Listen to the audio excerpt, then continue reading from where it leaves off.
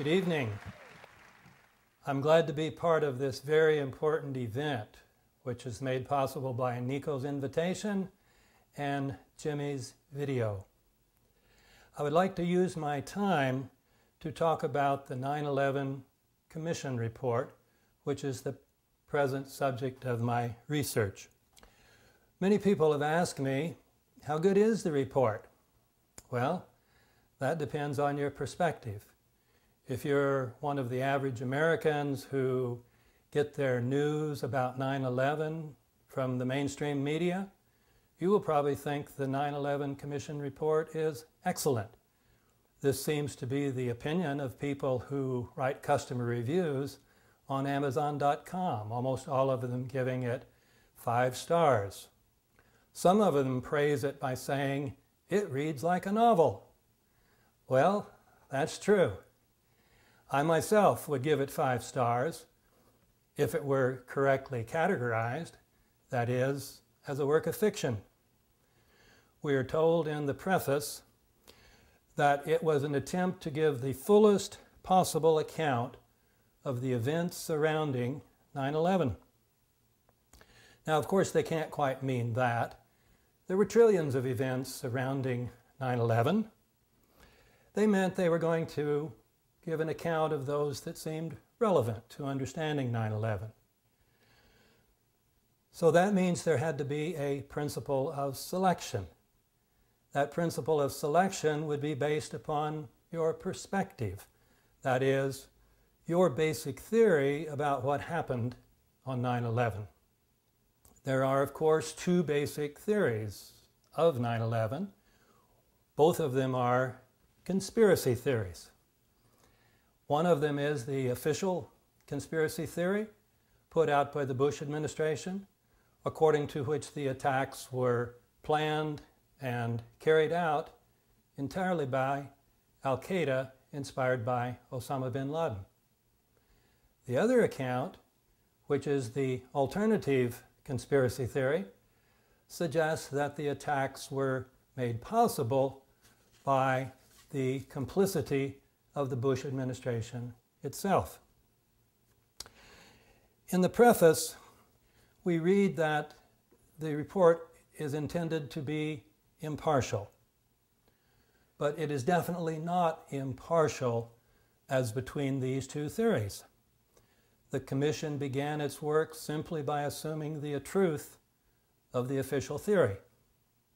It did not argue for that theory, it simply assumed its truth from the outset and throughout its work. And it uses this theory to decide which events are relevant. We're also told in the preface that they intended their work to be independent and nonpartisan. Now, by nonpartisan, they meant that the committee was made up equally of Democrats and Republicans. Even this claim isn't quite true because the chairman of the commission is a Republican, and even more importantly, the executive director is a Republican. And this executive director, Philip Zelikow, is not just any old Republican. He was a member of the National Security Council of the Bush 1 administration, where he worked with Condoleezza Rice. Then, during the Clinton years, when the Republicans were out of office, he and Condoleezza Rice co-authored a book.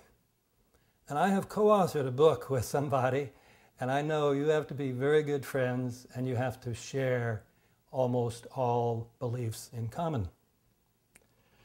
He then worked for the transition team for the National Security Council for the transition between the Clinton and Bush administrations. And finally then, he was appointed to Bush's Foreign Intelligence Advisory Board. So, the Commission is definitely not independent, if you mean independent from the White House, because the executive director represents the perspective of the White House. Now, why is this important? the executive director directed the work of the staff, and the staff of the commission, not the commissioners, did almost all the work. And as director of the staff, he decided which lines of inquiry were worthy to be looked into, which subjects should be subject to research, and which ones should not. Therefore, as executive director, Zelikow could direct the staff to investigate those events that were relevant to the official conspiracy theory and simply ignore all events that would be supportive of the alternative conspiracy theory. Some critics, having read the 9/11 Commission report from the perspective of the alternative theory, have called it the 9/11 Omission Report. Well, this is a good name because it systematically excludes virtually every fact supporting the alternative theory. But given Zelikow's role, this should be no surprise to us. Some people have also called it a whitewash, and it is.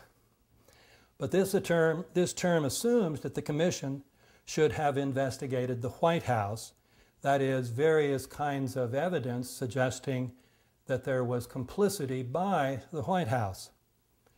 But given Zelikow's position, any investigation of the White House would have been carried out by, essentially, the White House itself. A more accurate way to put it was that as the White House's inside man on the Commission, Zelikow was in position to make sure that the White House, along with the CIA, the FBI, the Pentagon, and the Justice Department, was not investigated. Once we understand this, we will not be surprised by the Commission's omissions.